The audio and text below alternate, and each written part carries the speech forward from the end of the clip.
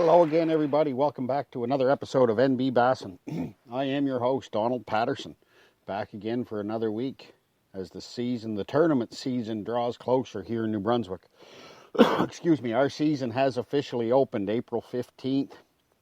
I see a pile of people are getting out on the bodies of water that are open, and I will admit that I'm a little bit jealous that I haven't been able to do so yet, but all in good time, all in good time.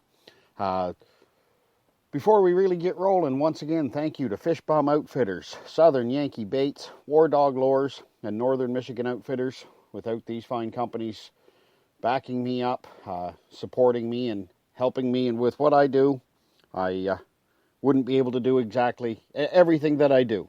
And excuse me, it's going to be another one of those days. The other thing that I have to say, that I say every week to my wife and my son, thank you to them, because without them, I definitely am going to get nowhere. They are definitely the rock that grounds me and the motivation that keeps me going when I get discouraged. So, what to talk about this week? I have a few things on my mind. A couple of them have my blood boiling. I've talked about integrity. I've talked about ethics. I really don't even know how to get into this. Like I said, my blood's just boiling over a couple different topics. One of which, the angling community is a relatively small community in the grand scheme of things. Combine that with anybody that does water-based activities, angling, waterfowl hunting, just plain boating. In the grand scheme of things, we're a relatively small group. And people still have the nerve to take something that doesn't belong to them. For those of you who don't necessarily follow me personally on Facebook, and I'm sure a pile of you people are aware, and even if you don't follow me, you may have seen the post because it's been shared. I think we're between 400 and 500 times now. My brother's boat was stolen within the last week or so. Nothing fancy, nothing spectacular. 1436 aluminum John boat, but it was his. It's what he had. He paid for it free and clear. And it's what he used for his recreation, for his pastime. He fishes a little bit, he hunts a little bit. He just likes having a little bit of fun. And somebody went and screwed that up for their own selfish reasons. Ladies and gentlemen, I know everybody nowadays seems to have that mentality. Well, it's none of my business. I don't want to get involved. If you see somebody stealing, damaging property that is not theirs, a boat, a motor, a trailer, a truck, say something. Tell someone. Call the police. If you don't call the police, they'll keep your name out of it. But damn it, people, don't let somebody else, some selfish SOB, screw things up for somebody else, some other hardworking individual that's put their time, their money, their effort into either buying or building or restoring a boat or whatever it is they have. And some, some selfish, I hate to say it, but 9 chances to 10, lazy piece of garbage makes life miserable for somebody else. Whoever it is doesn't deserve that boat. Whoever it is probably would never put the effort into working hard enough to be able to buy one themselves. And don't get me wrong. A 1436 John boat is not tens of thousands of dollars, and I'm well aware of that. But it's the principle behind it. It doesn't matter to me whether it's a $1,200 John boat or a $80,000 bass boat. The principle is the same.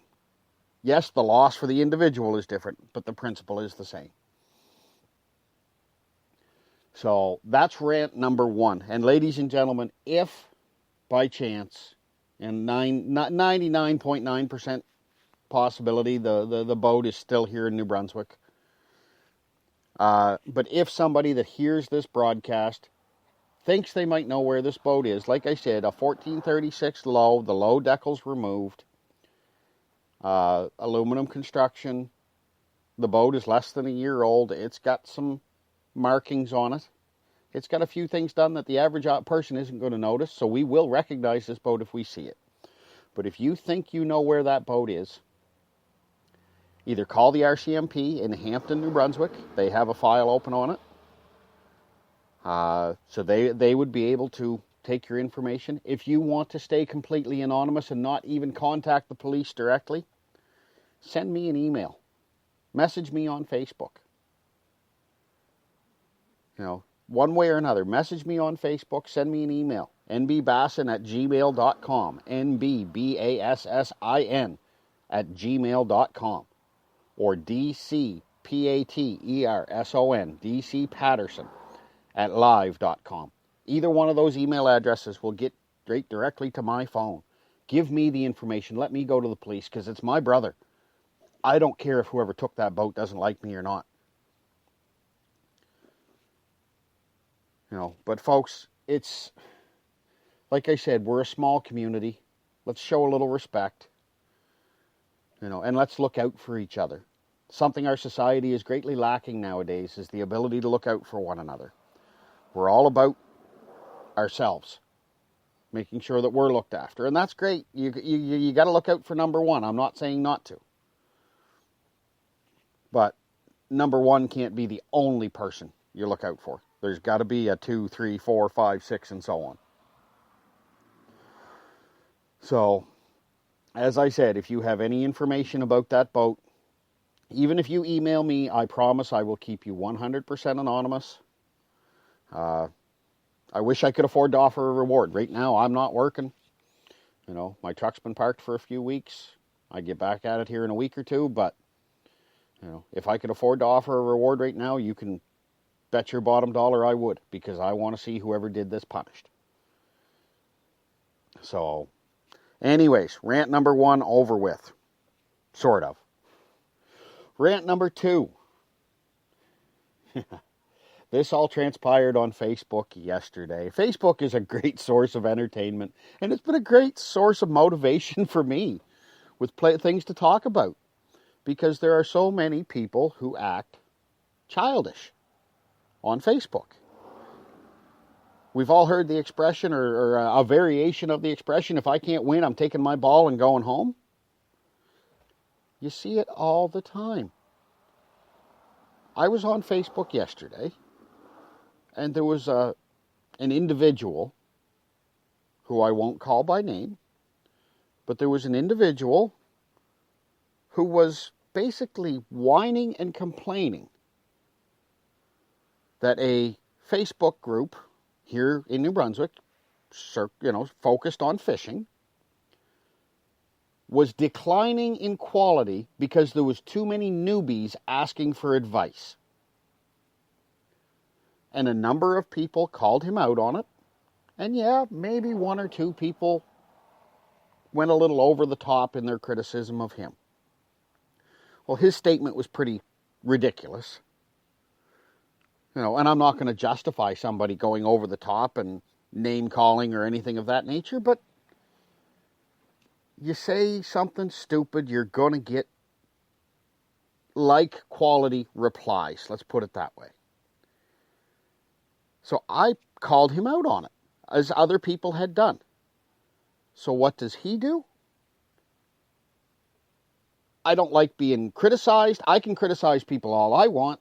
I don't like being criticized, so I'm just going to block you, and that way you can't criticize me. Ladies and gentlemen, we were all new once. For some of us, not that long ago. I have been fishing less than a decade. I'm almost 40. I came to this sport late in life, so to speak. Not that old yet, or I'd like to think I'm not. But, and as far as competitive bass angling, well, I'm only going into my 3rd full season. So yeah, we were all new once. Not everybody had a father or grandfather or brother or uncle that took them fishing, that got them started. You know, some people just develop an interest in it on their own naturally. It just, they see friends doing it or they see somebody doing it and they're like, hey, I want to try that. I'm looking for something different. I need a distraction. I'm stressed out. You know, well, I heard so-and-so at work last week say that fishing's really relaxing. Well, you know, yeah, I could ask them if they'd help me out, but, you know, he and I don't really get along. Oh, gee, look, here's a forum on Facebook. Maybe I can get some advice from some people that are doing it. And then to have some keyboard warrior,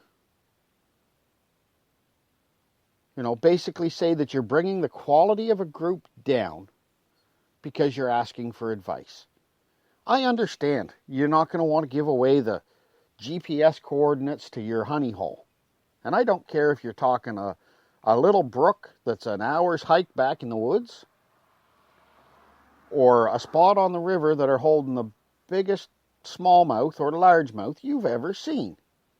It doesn't matter what you fish. It doesn't matter what species you fish. If you have your little quote-unquote honey hole, you're going to want to protect that. And I understand that. I have some spots that there's no way I'm giving them away. But guess what? I have some other spots that 99.9% of the time I can guarantee that somebody's going to get on fish. They may not be huge. They're not going to be what I'm looking for in a tournament. But when somebody's just getting started, they don't need to hook onto the slobs right away. Because trust me, and I mean, especially here in New Brunswick, these cold water smallmouth, someone who's never fished before, you get them out there and they'll catch a couple perch right off the bat, something small, you know, a couple spins of the handle and it's, you know, at the shoreline or in the boat. And then all of a sudden you hook them onto even a pound and a half smallmouth. They're going to have a look on their face that you're never going to forget if you're with them. And it's going to be an experience that they never forget. I can guarantee that. You know, my son, my wife, myself, my first smallmouth was probably a pound, maybe, pound and a half. Not very big. You know, my wife's first one was about a pound. My young fellow's first one was right in that same range. All experiences we're not going to forget. And nobody had to give away any top secret honey. Oh, that's the other thing, by the way, folks. There's no such thing as a top secret fishing spot. Because if you found it, you're not the only smart person in the world. You're not the only person that's ever had enough ambition to bushwhack. You're not the only person that's ever had the ability to cruise around on the river looking for spots. Yes, there may be spots that people overlook every day. But if you live in a populated area with a reasonable number of anglers, I can guarantee you're not the first person to fish there. Yes, sometimes it's good to keep the numbers low of people who have an idea about an area. But you're never going to keep it secret. So don't get all bent out of shape and taking everything personal because somebody is fishing in, quote unquote, your spot. Well, unless you have a lake on your property and you own every piece of land, at least this is how it works here in New Brunswick, every piece of land around that lake, there's no public access whatsoever, then you don't have your spot. Because if there's even a 2-foot wide path of public access, somebody's going to walk down it. Guarantee it, mark my words. Somebody's going to walk down it and there's not a thing you can do about it. Because once they get to that water's edge, they can walk all the way around it because you don't own it. So why not help each other out? No, don't give away your best spots, but help each other out, especially with new anglers. I honestly, I would rather give up my best spot than see somebody leave the sport. Because at the end of the day, what I do or what I try to do is about what's best for the sport, not what's best for me. No, it's just